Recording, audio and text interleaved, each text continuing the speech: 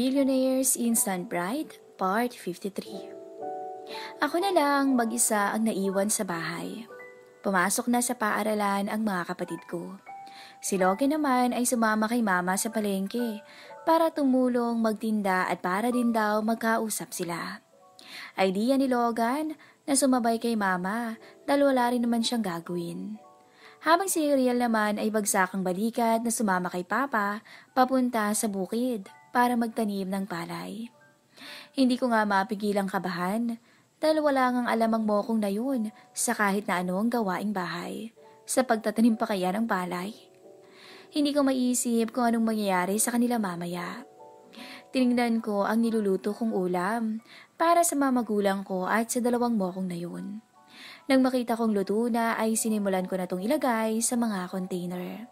At habang ginagawa ko yun, ay hindi ko mapigilang maisip sina Logan at Uriel. Napapangiti na lang ako dahil na-appreciate ko ang ginagawa nilang pag-intindi sa sitwasyon namin, sa estado ng buhay namin.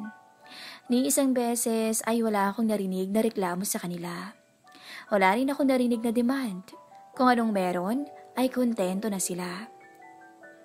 Matapos kong ilagay sa mga lalagyan ang pagkain, ay isinilid ko na to sa bags at agad na akong lumabas ng bahay para maghanap ng masasakyan papunta sa palengke. Mamaya na ako pupunta sa bukid dahil feeling ko ay mas magtatagal ako roon dahil hindi ko kayang iwanan si Uriel kasama si Papa dahil baka ma-high blood ang papa ko sa mokong na yun. Pagkarating ko sa palengke ay pansin kong kumpulan ang mga tao sa pwesto nila mama. Nahirapan pa akong makasingit. At nang makalapit ako, ay hindi ko napigilan ang pagtaas ng kilay ko nang makita kong ang halos bumibili ay mga kababaihan. Gulay, pansit, at iba pang sangkap sa pagluluto lang ang tinda ni mama. At wala akong matandaang may okasyon ngayon sa barangay namin. Kaya labis akong nagtaka kung bakit nagsaan ang mga mamimili. At mas lalo pa akong nagtaka nang mapansin na sa pwesto lang namin maraming tao. Kaya mas lalo akong na-curious kung ano ang rason. At ang malaman ko ay napailing na lang ako.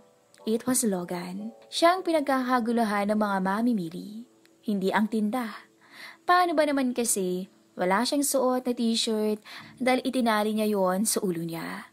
At dahil sa likas na mainit ang palengke at tagaktak ang pawis niya, ay dahilan yun para mangintab ang namumutok niyang muscle sa katawan. At hindi ko rin naman maide-deny, ang ganda talaga ng katawan niya. Daig pa niya ang mga model ng mga sikat na brand ng briefs. Gusto ko sana siyang tanungin kung nasaan si mama, pero hindi talaga ako makalapit sa kanya dahil sa mga customer. Halos masuffocate ako kaya umalis na lang ako para huminga.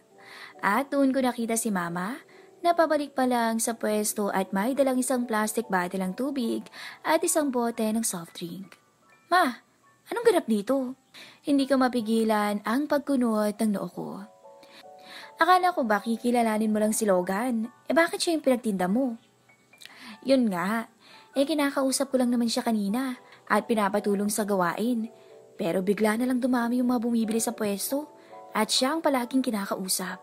Hanggang sa tuloy-tuloy na. Lahat ng bumibili ay siya na ang kinakausap at hindi ako.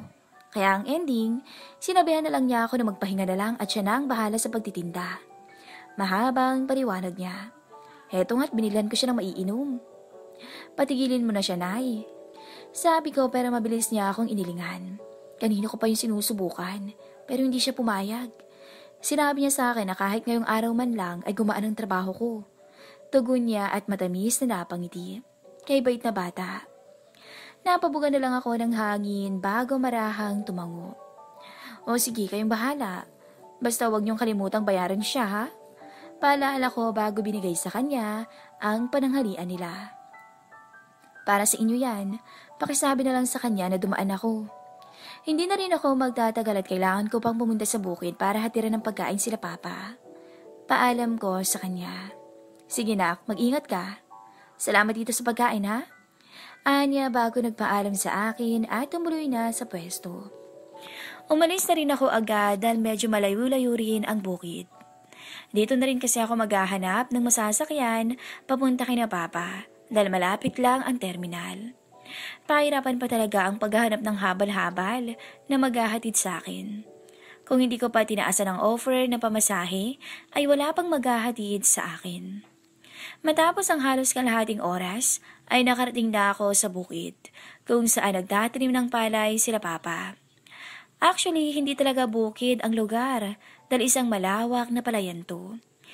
Ito lang ang kinalakihan naming tawag dito dahil medyo may kalayuan sa amin at kailangan pang sadyain. Sa may kalsada lang ako bumaba dahil hindi na makakadaan sa mga pilapil ang mga habal-habal. Mga ilang minuto pa siguro ang lalakarin ko bago ko makarating sa pinagtataniman nila papa. Parte-parte kasi ang lupain, iba-iba ang may-ari. Narangkit na ang mga mata ko dahil sa init habang hinahagilap ko kung nasaan sila papa.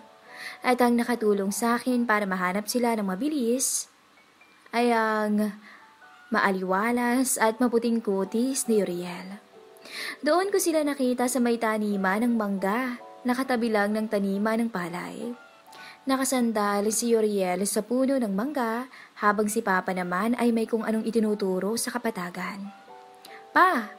Malakas kong tawag para kunin ang atensyon niya.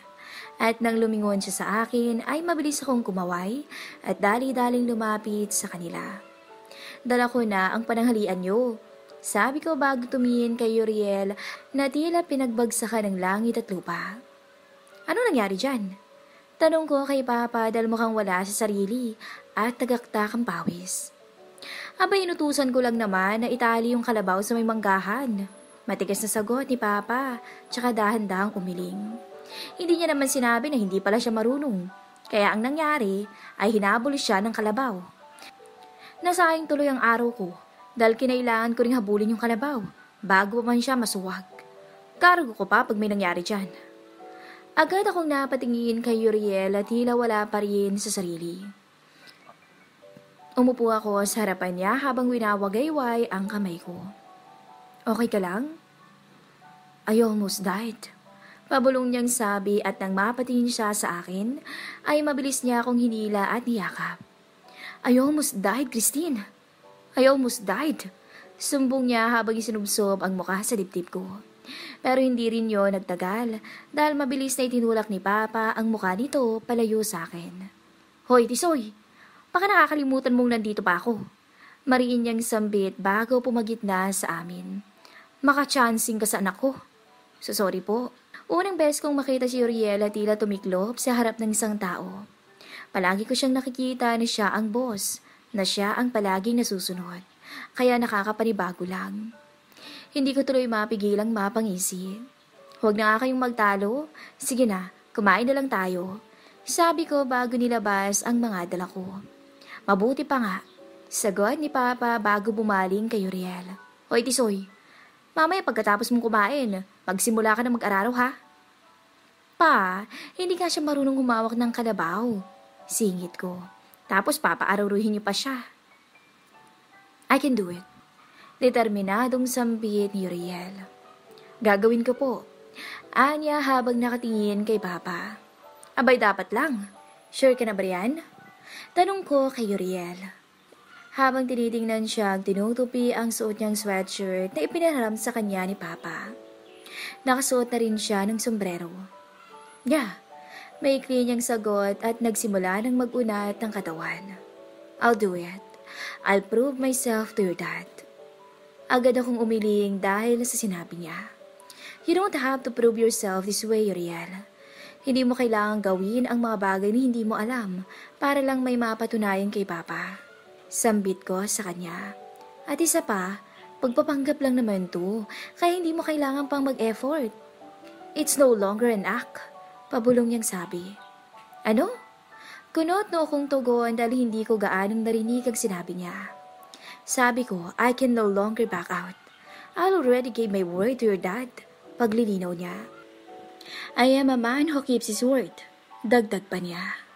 Magsasalita pa sana ako nang dumating na si Papa dala ang kalabaw na gagamitin ni Uriel. Mas lalo tuloy akong kinabahan dahil pansin kong mukhang naaamoy ng kalabaw na hindi marunong si Uriel. Kung makatitig kasi to sa lalaki, parang may balak to. Siguro dala na rin ang init kaya kung ano-ano na lang ang naiisip ko. Tisoy, eto na ang kalabaw. Magsimula ka na, sabi ni Papa bago itinuro ang isang area. Tapusin mo yan ngayong araw ha? Yes po, magalang niyang sagot. Kita ko pa ang paghinga niya ng malalim bago niya kinuha ang tali mula kay Papa. Uriel, tawag ko sa kanya pero umuling lang siya sa akin sabay tapat ng palad niya. Kaya ko to, Christine. Don't worry. Paninigurado niya sa akin bago siya bumaba mula sa pilapil. Kita ko pa kung paano niya ituwid ang paa niya at dahan-dahang iniapak sa putik. Baka sa mukha niyang pandidiri pero tinuloy niya pa rin. Pero pagkalublob ng dalawang paa niya sa putik ay biglang naglakad ng mabilis ang kalabaw dahilan para makaladkad siya at sumubsob sa putikan. Uriel! Tarantang sigaw ko nang makita kong bumangon ang mukha niya sa putik. Hoy, okay ka lang? Imbis na sumagot ay itinaas niya lang ang kamay niya at nag-thumbs up sa akin habang dahan-dahan siyang bumabangon at pinupunasan ng putik sa mukha niya. Kasunod noon ang pag-alingaw-ngaw ng malakas na tao ni Papa na mukhang ngayon lang napansin ang nangyari. Tangina mo talaga, Tisoy. Anya at tumagalpak ng tawa. Pa, huwag mo na nga siyang pagtawanan. Hindi ko na napigilan ng pagkainis. Tulungan mo na lang siya. Abay, bakit ko naman tutulungan yan? Dala naman ng kalampahan niya kaya siya nagkakaganyan. Pagrarason niya. Kung ayaw niya, edi ako na lang. Inis kong sabi bago hinubad ang tsinelas ko sabay baba mula sa pilapil. Halos lumagpas sa tuhod ko ang putik pero wala akong pakialam. What are you doing? Tanong ni Uriel. Stopping you, obviously. Matigas kong sagot bago siya tiningnan sa mga mata niya. I already told you to stop it, pero hindi ka pa rin nakikinig. Ang tigas ng ulo mo. Napataas na ang poses ko bago ko hinawakan ang kamay niya. Halika na, itigil mo na to. Pero, sabing tigil na eh. Bulyaw ko sa kanya. Kitang-kita ko kung paano siya matigilan at kung paano manlaki ang mga mata niya, marahil sa gulat. Nagsisirin ako sa pagsigaw dahil hindi naman yon kailangan. Kaya huminga ako ng malalim bago siya muling tiningnan. Tara na, may naon kong sabi sabay hila sa kanya. Oh, saan mo dadalhin yan? Angal ni Papa. Matalim ang mga tingin na ipinukol niya sa amin, lalo na kay Uriel. Hindi ko napigilan ang paghigpit ng pagkakahawak ko sa kamay ng lalaki. Ramdam ko ang mumunting inis na kumakalat sa sistema ko. Ang usapan pa, kikilalanin niyo lang.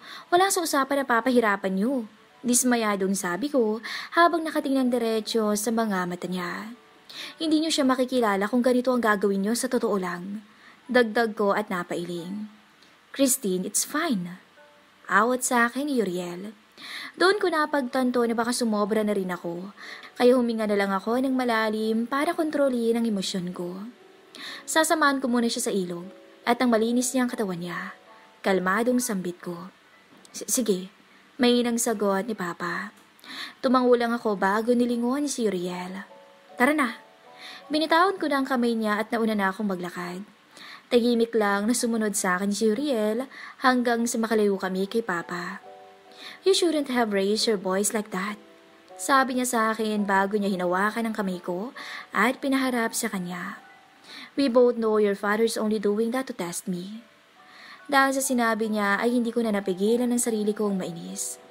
Ewan ko rin kung anong sumanib sa akin at bakit ako nagkakaganito.